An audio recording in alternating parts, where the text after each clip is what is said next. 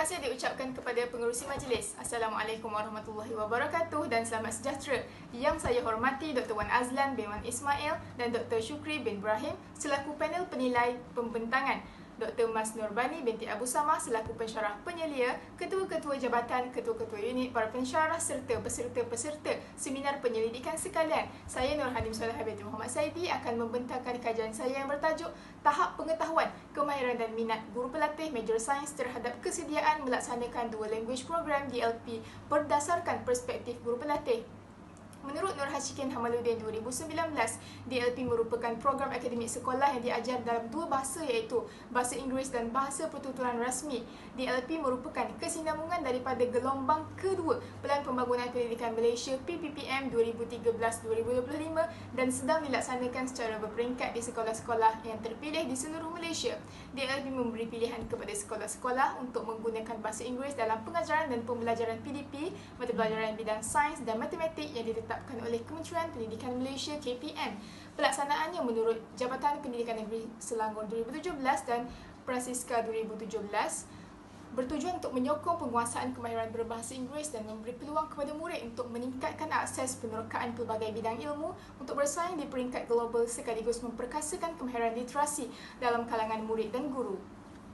Seterusnya adalah menurut Mayan 2017, Kementerian Pendidikan Malaysia mendapati bahawa sebahagian kecil guru sahaja yang dapat mengajar sains dan matematik sepenuhnya dalam bahasa Inggeris. Keberkesanan DLP bergantung kepada proses pengajaran dan pembelajaran di dalam kelas kerana guru memainkan peranan penting sebagai medium penyebaran ilmu. Menurut Nur Hisham Syamsuddin 2018 pula, penguasaan murid dalam bidang sains menerusi program DLP adalah berlandaskan kepada strategi yang diambil oleh guru, penguasaan konsep dan istilah sains dalam kalangan guru, kemahiran yang meliputi pendekatan dan strategi pengajaran serta minat untuk mengajarkan subjek ini amat penting supaya tidak berlaku salah tafsir dalam menyampaikan pengajaran kepada murid-murid sepanjang proses pengajaran berlangsung. Kesediaan merupakan satu tahap yang mesti dicapai oleh seseorang guru pelatih untuk melaksanakan sesuatu tugas atau pekerjaan secara berkesan. Guru pelatih merupakan komponen yang berpengaruh terhadap terciptanya proses dan hasil pendidikan yang berkualiti. Oleh sebab itu, sebarang usaha penambahbaikan yang dilakukan untuk meningkatkan kualiti pendidikan tidak mampu memberikan sumbangan yang ketara tanpa disokong oleh guru pelatih yang berkemahiran tinggi. Pelaksanaan program DLP memerlukan tahap kesediaan yang tinggi merangkumi aspek pengetahuan, kemahiran dan minat guru pelatih. Aspek pengetahuan, kemahiran dan minat akan diterangkan dengan lebih lanjut pada slide berikutnya. Seterusnya adalah objektif kajian. Terdapat 4 objektif yang dicapai menerusi kajian ini. Pertama ialah mengenal pasti tahap pengetahuan guru pelatih Major Sains terhadap kesediaan melaksanakan DLP. Kedua, mengenal pasti tahap kemahiran guru pelatih Major Sains terhadap kesediaan melaksanakan DLP. Ketiga, mengenal pasti tahap minat guru pelatih Major Sains terhadap kesediaan melaksanakan DLP. Dan keempat adalah mengenal pasti tahap perbezaan kesediaan melaksanakan DLP dengan perspektif guru pelatih DIPG. Berdasarkan objektif kajian, saya telah mengemukakan 4 persoalan kajian iaitu pertama, apakah tahap pengetahuan guru pelatih Major Sains terhadap kesediaan melaksanakan DLP? Kedua, apakah tahap kemahiran guru pelatih Major Sains terhadap kesediaan melaksanakan DLP? Ketiga, apakah tahap minat guru pelatih Major Sains terhadap kesediaan melaksanakan DLP? Dan keempat, apakah terdapat perbezaan signifikan kesediaan melaksanakan DLP dengan perspektif guru pelatih DIPG? Hipotesis kajian adalah tidak terdapat perbezaan signifikan kesediaan guru pelatih Major Sains dalam aspek pengetahuan, kemahiran dan minat melaksanakan DLP dengan perspektif guru pelatih DIPG. Seterusnya adalah kerangka konseptual. Menurut Nadia Hasbullah dan Mullah Yunus 2018, keberkesanan DLP bergantung kepada perspektif guru terhadap kesediaan melaksanakan DLP, tahap kompetensi guru dan sumber yang dibekalkan kepada guru. Guru perlu meningkatkan penguasaan pengetahuan, latihan dan kemahiran diri. Teori pelaziman operan Edward Thorndike 1911 yang merangkumi hukum kesediaan dan hukum latihan. Menurut Edward Thorndike, hukum kesediaan merupakan keupayaan seseorang individu untuk memulakan sesuatu aktiviti pembelajaran. Menurut Ahmadi 2018 pula, hukum kesediaan Edward Thorndike turut menghuraikan bahawa minat merupakan faktor yang penting dalam meningkatkan kesediaan seseorang guru. Dan yang terakhir adalah hukum latihan, melibatkan pertalian antara rangsangan dengan gerak balas. Sekiranya latihan berterusan dijalankan, maka pertalian tersebut akan menjadi lebih kukuh daripada yang sebelumnya. Selain itu, saya juga merujuk kepada model proses pendidikan Bryan Model proses pendidikan yang dibina oleh Bryan 1974 mengemukakan 3 faktor utama yang menentukan keberkesanan amalan pendidikan. Antaranya termasuklah faktor input, gerak kerja dalam pengajaran dan sikap. Menurut Nur Fatahiyah 2020, faktor input ini merujuk kepada pengetahuan guru, manakala faktor gerak kerja pengajaran pula merujuk kepada aspek kemahiran guru. Berdasarkan teori dan model yang telah dirujuk, saya dapat menyimpulkan bahawa aspek kesediaan guru pelatih terhadap pelaksanaan DLP terdiri daripada konstruk pengetahuan, kemahiran dan minat. Berdasarkan kepada kajian yang telah dijalankan oleh Nur Hisham Syamsuddin dan Nur Azilawati Abdullah 2018 yang bertajuk Kesediaan Guru Sains Sekolah Rendah terhadap Pelaksanaan DLP, saya mendapati bahawa tahap pengetahuan, kemahiran dan minat guru-guru sekolah rendah terhadap pelaksanaan DLP berada pada tahap yang sederhana. Manakala kajian Nur Azilawati Abdullah 2019 pula yang bertajuk Penilaian Implementasi DLP dalam kalangan guru sains dan matematik menyatakan bahawa konstruk input guru yang merangkumi pengetahuan, kemahiran dan keyakinan berada pada tahap sederhana, manakala konstruk proses yang merangkumi pendekatan, strategi pengajaran dan penilaian pula berada pada tahap yang tinggi. Berikut merupakan reka bentuk populasi serta sampel kajian. Kajian ini berbentuk tinjauan dan merupakan kajian kuantitatif. Data-data kuantitatif direkod menerusi instrumen soal selidik. Kemudian data-data dikumpul dan dianalisis secara deskriptif dan inferensif. Seterusnya, populasi kajian melibatkan 238 orang guru pelatih yang mewakili IPG dari setiap zon yang dipilih secara rawak, iaitu IPG Kampus Datuk Razali Ismail, IPG Kampus Pulau Pinang dan IPG Kampus Teknik. Bagi sampel kajian pula, saya menggunakan jadual penentuan sampel Kirchhoff dan Morgan 1970 di mana seramai 148 orang responden kajian dipilih. Sampel yang dipilih mempunyai persamaan sifat dengan populasi asal, iaitu mengikuti program pendidikan Major Science.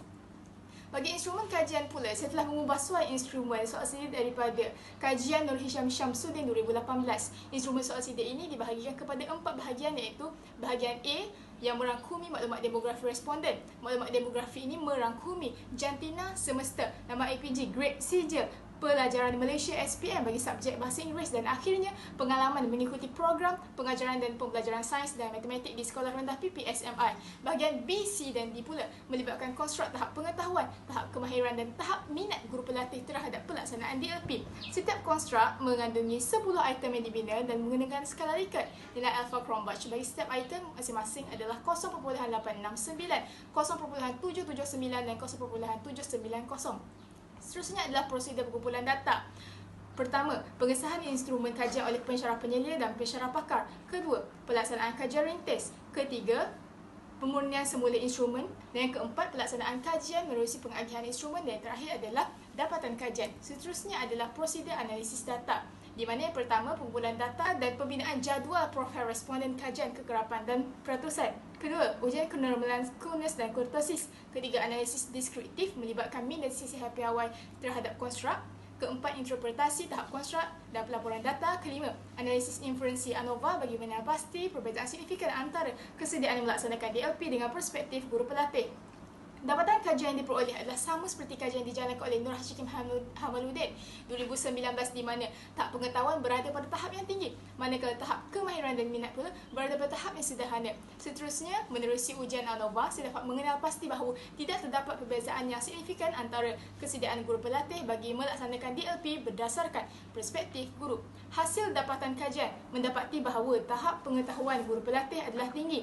Hal ini membuktikan bahawa guru-guru pelatih telah menguasai konsep DLP dan mempunyai pengetahuan yang cukup tentang istilah-istilah sains yang digunakan dalam kurikulum sedia ada. Tambahan pula, mata pelajaran sains memerlukan penekanan kepada fakta, konsep, teori dan pengalaman yang diperoleh oleh guru itu sendiri untuk melancarkan lagi proses PDP di sekolah. Selain itu, saya mendapati bahawa tahap kemahiran dan tahap minat guru pelatih adalah sederhana. Kajian oleh Siti Salina 2018 mendapati bahawa dalam pelaksanaan DLP, guru berperanan untuk mewujudkan suasana pembelajaran yang menyeronokkan. Nur Hashikim Hamaluddin 2019 turut menyatakan bahawa jika perkara ini dapat dilakukan dengan baik secara tidak langsung, tahap keyakinan dan minat mereka dalam bahasa Inggeris turut meningkat. Dapatan kajian Nadia Hasbullah dan Melo Yunus 2018 pula mendapati bahawa kebanyakan guru bersetuju bahawa mereka masih belum fasih bertutur dalam bahasa Inggeris dan lebih selesa menggunakan bahasa Malaysia dalam pengajaran. Oleh sebab itu, prasyarat bagi sebuah sekolah untuk menjalankan DLP adalah kesediaan guru. Malaysian Digest 2016 turut menyatakan bahawa guru-guru pelatih yang lebih muda mempunyai kesediaan yang lebih baik terhadap pelaksanaan DLP di sekolah. Dapatan kajian turut mendapati bahawa tidak terdapat perbezaan signifikan kesediaan melaksanakan DLP berdasarkan perspektif guru pelatih. Kajian ini berbeza dengan kajian yang dijalankan oleh Siti Nur 2019 di mana beliau turut menggariskan perspektif guru yang merangkumi pengetahuan, kemahiran, sikap dan minat untuk melakukan perubahan dalam proses pengajaran. Seterusnya adalah guru-guru pelatih perlu sentiasa dilengkapkan dengan pengetahuan dan kemahiran yang cukup seperti penggunaan terma dan istilah sains dalam bahasa Inggeris serta penguasaan bahasa Inggeris yang baik dan tepat. Yang kedua adalah tahap pengetahuan, kemahiran dan minat yang mendalam mampu melahirkan seorang guru yang sentiasa optimis dan bersedia dalam memikul tanggungjawab untuk mendidik murid. Tahap kesediaan guru pelatih dalam aspek pengetahuan, kemahiran serta minat perlu sentiasa dioptimumkan kerana guru pelatih berperanan sebagai ejen perubahan dalam masyarakat. Bagi implikasi pula terbahagi kepada dua, iaitu implikasi kepada guru-guru pelatih major sains dan kedua adalah implikasi kepada Institut Pendidikan Guru IPG dan Kementerian Pendidikan Malaysia KPM. Bagi guru-guru pelatih major sains, kajian ini mampu membekalkan maklumat berkenaan kesediaan semasa guru pelatih terhadap pelaksanaan DLP.